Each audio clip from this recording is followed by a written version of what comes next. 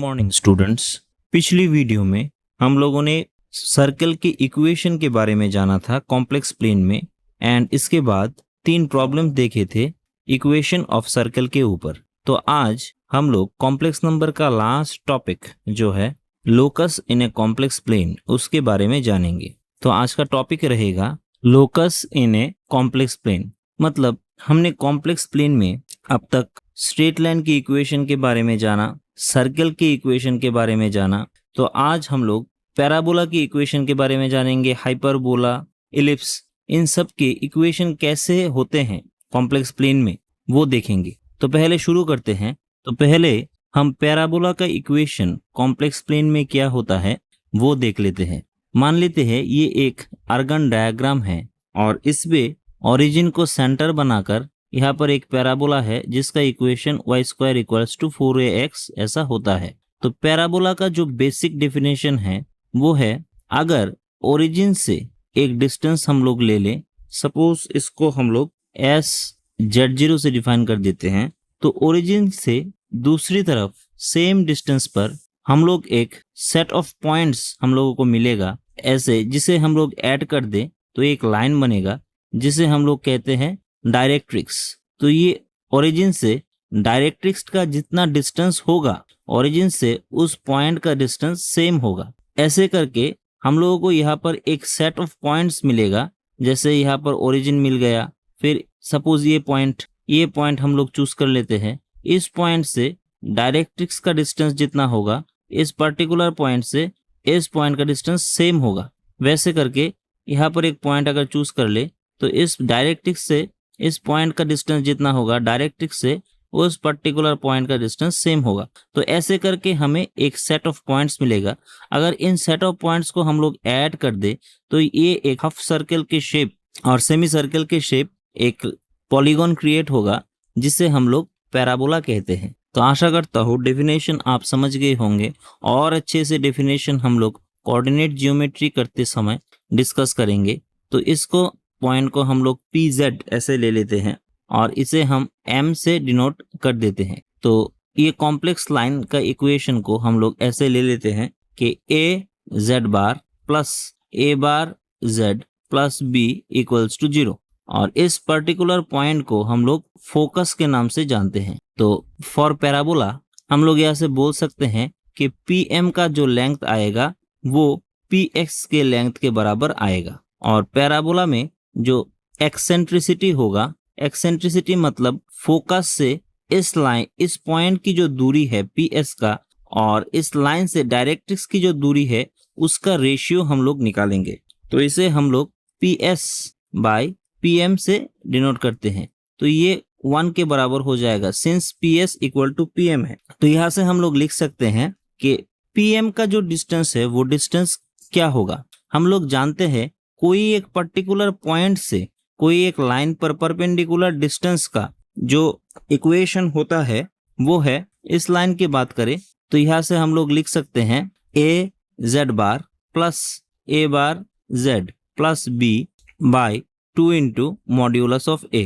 तो इसके बराबर हो जाएगा PS, और PS का डिस्टेंस है Z - Z0। यही हो जाएगा पैराबोला का इक्वेशन कॉम्प्लेक्स प्लेन में। इसे हम और एक फॉर्म में लिख सकते हैं कि Z minus real of Z0, कि Z0 का जो रियल पार्ट हो जाएगा उससे अगर Z को माइनस कर दे उसका मॉड्यूलस = रियल Z के बराबर हो जाएगा। ऐसे हम पैराबोला की इक्वेशन को कॉम्प्लेक्स प्लेन में डिफाइन कर सकते हैं। तो अब हम इलिप्स के बारे में बात करेंगे। कॉम्प्लेक्स प्लेन में इलिप्स का इक्वेशन क्या होता है। तो पहले जान लेते हैं इलिप्स होता क्या है। सपोज ये एक आर्गन डायग्राम है, इसके ऊपर 2 पॉइंट है जिसे हम F1 जिसका कोऑर्डिनेट Z1 एंड F2 जिसका कोऑर्डिनेट Z2 से डिफाइन कर सकते हैं। और यहाँ पर जो x एक्सिस है इसे हम मेजर एक्सिस के नाम से जानते हैं, और जो y एक्सिस है इसे हम लोग माइनर एक्सिस के नाम से जानते हैं। और AB का जो टोटल डिस्टेंस है वो है 2a हम लोग कंसीडर करते हैं, और OA = A है। सब कुछ हम लोग लिख लेते हैं। OA = A, AB = 2a, और F1 and F2 2 focus point है, और इसे हम लोग फॉकी भी बोलते हैं। तो इलिप्स का जो बेसिक डेफिनेशन है वो है P अगर कोई एक पॉइंट हो जिसका कोऑर्डिनेट z है तो PF1 प्लस PF2 अगर हम करें तो ये 2a के बराबर आएगा। ऐसी केस में जो हम लोग पॉइंट हम लोग को मिलेगा, मतलब इस दो पॉइंट को अगर ऐड करें तब भी 2a मिलेगा, इस दो लाइन को अगर हम लोग ऐड करें तब भी 2a मिलेगा।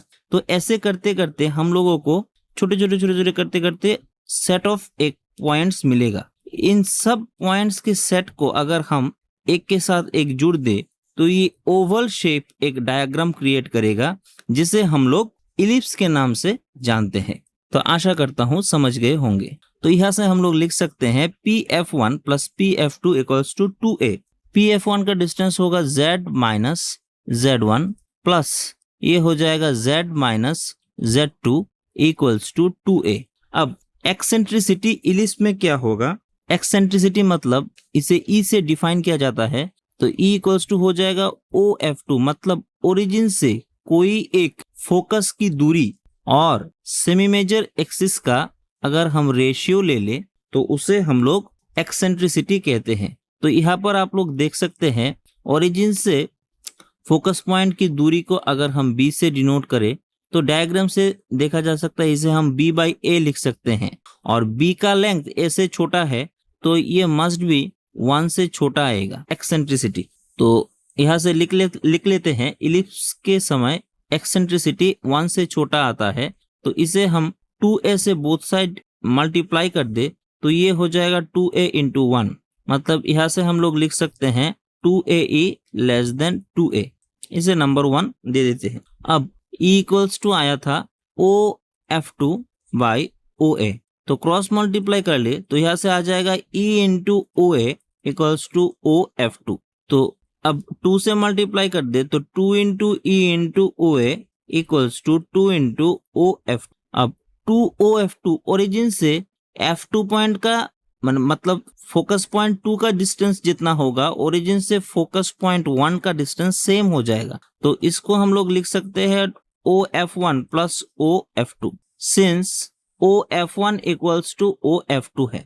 तो OA का जो डिस्टेंस है वो तो सेमी मेजर एक्सिस है, उसे हम लिख सकते हैं 2A और E, और OF1 से OF2 की जो दूरी है उसे हम लिख सकते हैं Z1 माइनस Z2 से, मतलब यहाँ से 2a इक्वल्स टू हो जाएगा Z1 minus Z2 by E।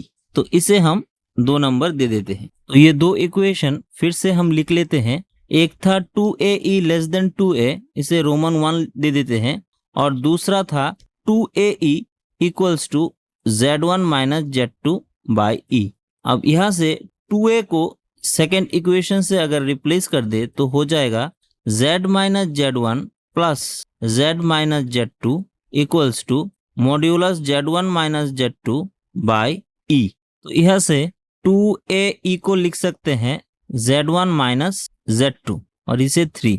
तो फिर से यहाँ से लिखे Z1 माइनस Z1 का mod plus Z minus Z2 का मॉड इक्वल्स टू 2a, और 2a जो वो ग्रेटर देन हो जाएगा 2ae से, और 2ae का जो वैल्यू है वो है Z1 माइनस Z2।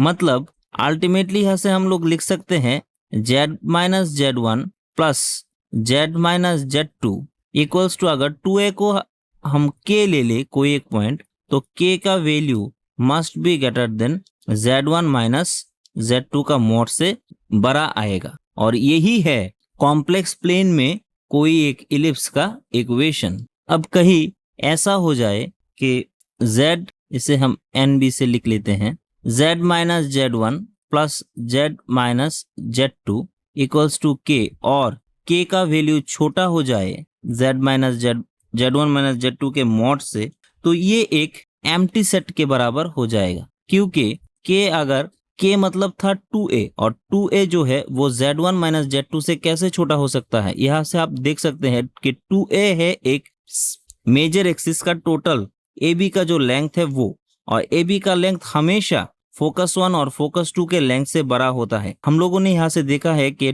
2a का लेंथ जो है वो Z1 माइनस Z2 से छोटा होगा, तो ये तो सेटिस्फाई नहीं करेगा, दैट्स वाई ये एक एम्प्टी सेट हो जाएगा। और अगर इसको A दे देते हैं और B नंबर, अगर Z minus Z1 plus Z minus Z2 equals to Z1 minus Z2 के बराबर आ जाए तो ये एक तीनों पॉइंट कोलिनियर हो जाएगा, मतलब ये एक लाइन सेगमेंट को दर्शाता है। जैसे कि इसको हमें Z1 यहाँ से Z और यहाँ से Z2 ले ले तो आप लोग देख सकते हैं Z माइनस Z1 का जो डिस्टेंस है और Z माइनस Z2 का जो डिस्टेंस है, इन दोनों को अगर ऐड कर दे तो Z2 माइनस Z1 के डिस्टेंस के बराबर आ जाएगा। तो यहाँ से हम लोग बोल सकते हैं कि ये तीनों पॉइंट कोलिनियर हो जाएगा, मतलब ये एक लाइन का इक्वेशन आ जाएगा। तो ऐसे करके हम लोग यहाँ से देख सकते हैं। तो अब हम लोग बात करने जा रहे हैं कॉम्प्लेक्स प्लेन में हाइपरबोला की इक्वेशन के बारे में।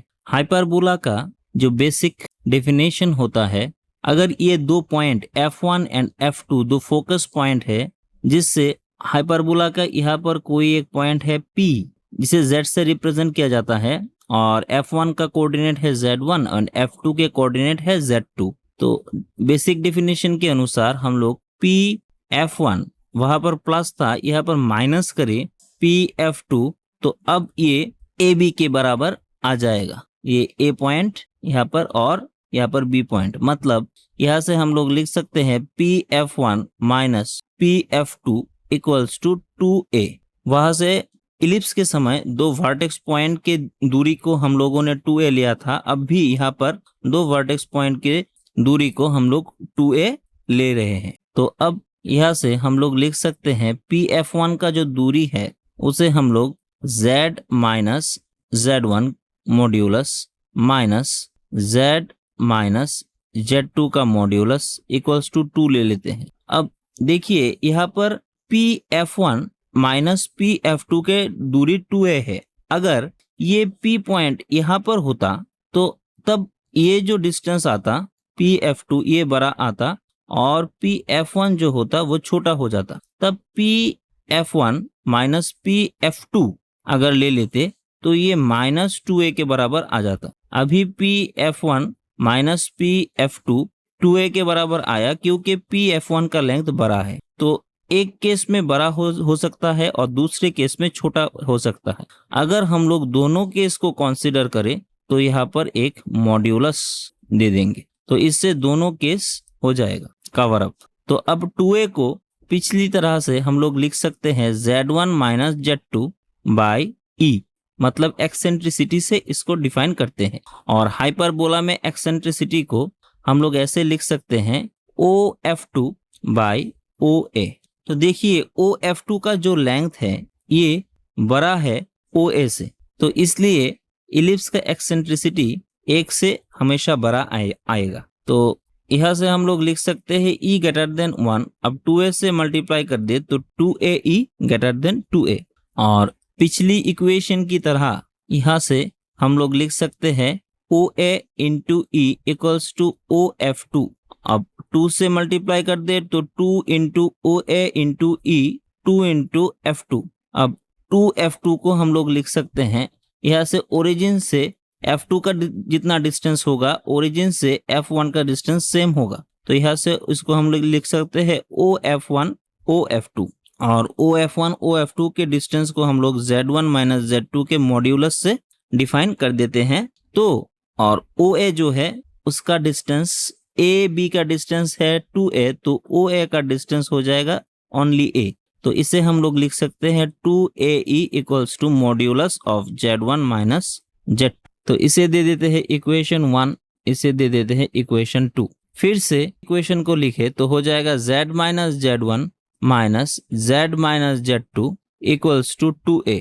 और 2A 2AE से छोटा होता है और 2AE इक्वेशन 2 से हम लोगों ने देखा Z1 माइनस Z2 के बराबर होता है। मतलब यहाँ से हम लोग लिख सकते हैं modulus of Z minus Z1 minus Z minus Z2 equals to, अगर हम K ले ले 2A को K ले ले तो K का वैल्यू हमेशा Z1 माइनस Z2 के मॉड्यूलस से छोटा आएगा। तो यही है हाइपरबोला के कॉम्प्लेक्स नंबर पर इक्वेशन। अब सिमिलरली आगे की तरह अगर Z1 z माइनस z1 का मॉड्यूलस और z माइनस z2 का modulus whole modulus equals to k आए और k का वैल्यू ग्रेटर देन हो जाए z1 माइनस z2 से, तो ये एक पूरा जो सेट आएगा नंबर पॉइंट का वो एक एम्प्टी सेट हो जाएगा, मतलब कोई सेट ही नहीं रहेगा। इसे एक नंबर और दो नंबर जो है वो था z minus z1 minus z minus z2 पूरे का मॉड्यूलस अगर z1 माइनस z2 के बराबर हो जाए तो क्या होगा, तो इसे हम लोग देख लेते हैं। तो ये हो जाएगा अगर z माइनस z1 का modulus minus z minus z2 का मॉड्यूलस अगर z1 माइनस z2 के बराबर आ जाए, तो पहले कंसीडर कर लेते हैं पहला वाला z minus z1 z minus z2 equals to z1 minus z2। तो एक पिक्चर अगर हम ड्रॉ कर ले तो इस पिक्चर से आप लोग देख सकते हैं कि यहाँ पर pz जो है ये एक वेरिएबल है नंबर का और ये दो फिक्स्ड पॉइंट है। तो इस इक्वेशन से अगर इसको हम कंपेयर करें तो हम लोग लिख सकते हैं कि pa minus pb equals to ab, ऐसा मतलब pa कौन सा रीजन है यहाँ तक और pb को अगर माइनस कर दे तो यहाँ तक।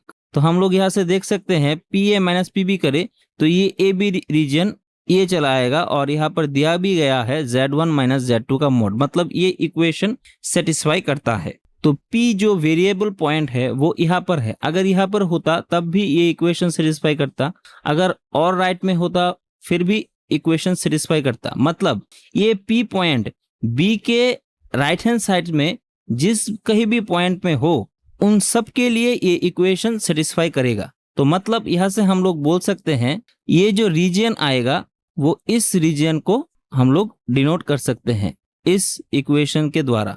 और अगर ऐसा ना हो कि सेम हम लोग एक पॉइंट ले ले जहाँ पर यहाँ पर अगर हम pz को ले लें और मतलब ये दूसरा कंडीशन हम लोग ले रहे हैं कि z माइनस z2, अब z2 आगे होगा और z minus z1 equals to z1 minus z2। इस कंडीशन में अगर यहाँ से हम लोग b यहाँ पर हो और यहाँ पर a हो z1 और यहाँ से z2 को डिनोट कर सके तो वेरिएबल पॉइंट यहाँ पर है। तो आप लोग यहाँ से देख सकते हैं पहले एक नंबर कंडीशन पर p था ab के राइट हैंड साइड में और अभी p है ab के लेफ्ट हैंड साइड में, तो तब z माइनस z2 तो z माइनस z2 हो जाएगा ये, मतलब pb minus z minus z1 ये डिस्टेंस मतलब pa equals to z minus z2 का मोड इक्वल्स टू ab, ये सेटिस्फाई करता है। तो p पॉइंट ab के लेफ्ट हैंड साइड में है। अब p पॉइंट यहाँ भी हो सकता है, यहाँ भी हो सकता है, यहाँ भी हो सकता है, यहाँ मतलब